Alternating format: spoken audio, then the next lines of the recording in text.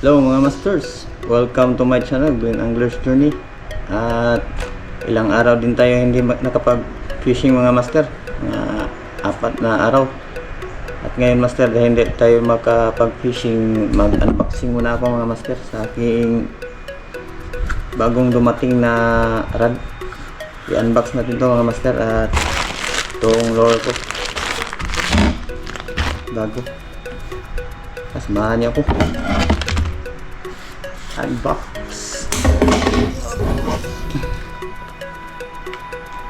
Tingnan natin to mga master kung sulit ba ang binili natin na rod. Yung for section to mga master, Shadow for the Wind Max Steel. So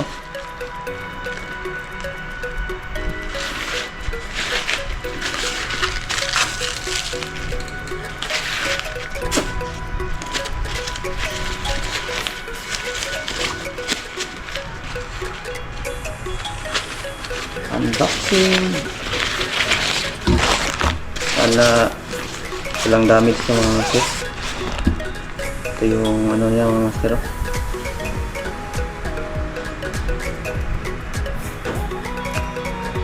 Medium light mga master. Gandang handle niya mga master.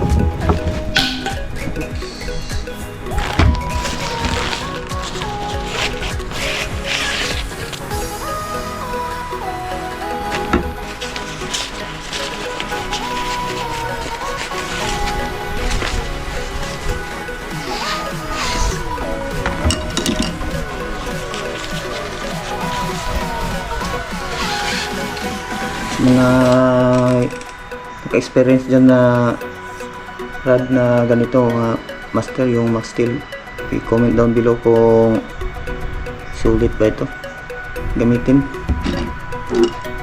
Ito mga master, medium light.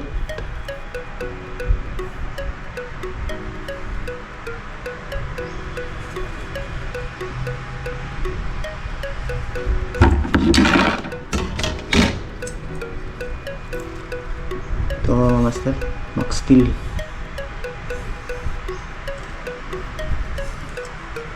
Solid.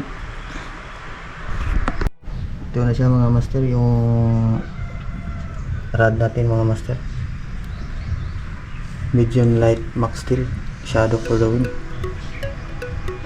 1.98 liter lang mga master. For section to. Kailangan pa itong masubukan mga master. Update lang ako sa aking pag-fishing mga master kung maganda bang gamitin to. At yun lang mga master. Happy fishing.